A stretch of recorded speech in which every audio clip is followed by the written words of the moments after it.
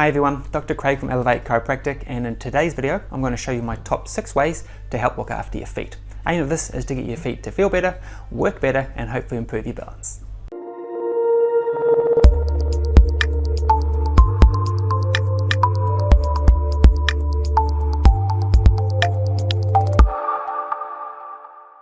So I've talked in previous videos and blog posts on how important our feet are to our balance system. We also tend to not look after our feet as much as we should do, and the aim with this video is to give you some simple tips that you can use to help to start to improve the function of your feet so that they obviously feel better, they'll work better, and hopefully start to improve your balance. So let's go and have a look at these 6 simple things that you can do at home to help look after your feet. The first tip is going to be the alignment of our feet. Now often we tend to have our feet turned outwards, which tends to allow them to roll in. Gives you that sort of collapsed arch type feel, often tends to roll the knees in, also affects the hips and causes weakness of the hips. So this first tip is to look at proper alignment. So if I'm just going to pop that on the ground and I want to show you what we want to do with this one, okay? So with the alignment, as I said, most people tend to have their feet turned out like this, and that tends to allow them to roll in and our knees roll in as well. So from an alignment point of view, we want to take our feet straight ahead so that they're pointing straight ahead, and also then we want to make sure that our knees are also pointing straight ahead, not rotated in, not rotated out. Okay, as you have your feet pointing straight ahead and making sure your knees are pointing straight ahead, you'll also feel the muscles in your bum tend to turn on, which is a great sign that we're nice and stable and we have a good base to work with. So our next tip is taking off your shoes and walking on different surfaces. Now, why do we do this? Well, the answer is quite simple. We tend to wear stiff, hard shoes most of the time, and if we're not in our shoes, we tend to be walking on flat, hard surfaces. Walking on these types of surfaces just doesn't stimulate the feet as much as we'd like to. So a simple approach to this is to take your shoes off and walk on different surfaces as much as you can. So this may be walking out on the grass, on the dirt, walking on the sand. If you can go somewhere where there's nice smooth stones that you can walk on, all these are going to help move all the joints of your feet, stimulate the muscles, get those proprioceptive fibers working well, and really get that communication between your feet and your brain going much better. So our next tip is going to be to massage the muscles under the feet, which is also going to help move some of those joints. The way we're going to do that is we're going to use a ball of some sort. You can start off with a tennis ball, but there's lots of different options, which I'll go over soon. But what we're basically going to do is we're going to roll the ball under our foot in a few different areas and see if we can get them to loosen up and start to feel better. Most people like doing this. It does feel quite nice. It can be a little bit tender, especially if you haven't looked after your feet in a while, but the more you do it, the better it'll get and the easier it gets. Okay, so let's have a look and see what to do. So I'm going to place you down here. So if I stand up, we're going to work on a few different areas. So we're going to do the inside arch, the outside of the arch, under the heel, and also under the toes. It's quite simple. You're going to place the ball on the ground. We're going to roll the ball forwards and backwards. So you can work on the inside, you can work on the outside, okay? You can do right over the heel, okay? You can do under the toes. And really it's just working around seeing if you can find any of these sore spots, okay?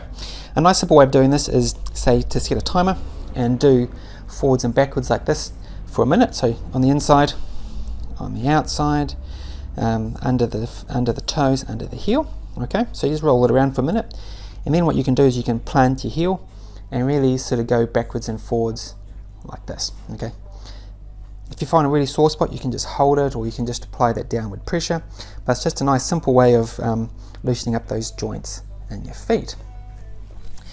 So as I said, there's quite a range of different balls you can use. So if we have a look at some of the things we have in the clinic, you can use things like spiky massage balls, golf balls, you can use lacrosse type balls as well. All these work really well. The other option is things like a pedi roller, really great if you have plantar fasciitis. Also have other options like a 3-pack of balls. Each of these balls has different hardnesses, so depending on how sore or how tight your feet are, it will depend on which one works best for you. But there's a range of options, but it is really beneficial to help try and loosen up these joints of your feet and loosen up the muscles and get them feeling better. So our next tip is to help loosen up some of the muscles in our lower leg. Did you know that 25% of the muscles in our body are either in the feet or responsible for helping move the feet. It just shows you how important they are and why we need to look after them a little bit better. So after you've loosened up the joints with the previous tip, using your ball, doing those types of things, walking on different surfaces, we can then go on trying to stretch them, and we're going to show you 3 simple stretches that you can do. So I'm just going to pop you down here again. So the first tip is first stretch is just stretching your calf muscle, so your gastroc muscle. So just stretching the one at the back. I'm going to put your foot back, I'm going to lean forward, keeping it straight, feel a nice stretch up the back of your leg there. I'm going to hold that for about 30 seconds. Next one is we're going to place our feet closer together, just like this. We're going to go straight down. This is going to, again, stretch part of your calf muscles in there, okay? And then the final and the third stretch is called the top of the foot stretch, but basically we can just put your back leg like this, and we're going to stretch down the front of your leg. Okay, you can also sit on your feet as a nice way of stretching this out a little bit as well. This will do it a little bit better, and then obviously you're going to change and do the other side, okay, and hold each of these stretches for about 30 seconds. So whilst you're doing this, a little added bonus, what I'd suggest that you do is you can also work on the soft tissue here. So you can either use your trusty foam rollers, you can roll up and down your leg, the back like you would do normally. You can also do your quads and your hamstrings. Definitely helps with loosening up the muscles, getting things working a little bit better. So our next tip is we're going to be trying to undo the damage that wearing shoes with narrow toe boxes or the front of the shoes quite narrow. So we're going to try and just widen the feet, get rid of some of that compression. A nice simple way of doing that is by using things like this called a toe spreader. These ones I got from a website called The Foot Collective, really great. I do sell them in the clinic here, so I do have some of these here. But basically what these do is they've got holes like this, and each toe goes in between each one, and it just helps tries to widen the foot, take some of that pressure off of those joints and nerves.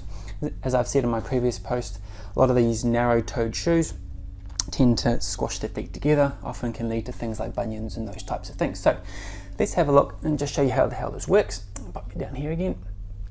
So if we have a look, so I've just got these on the toe spreader on this foot here.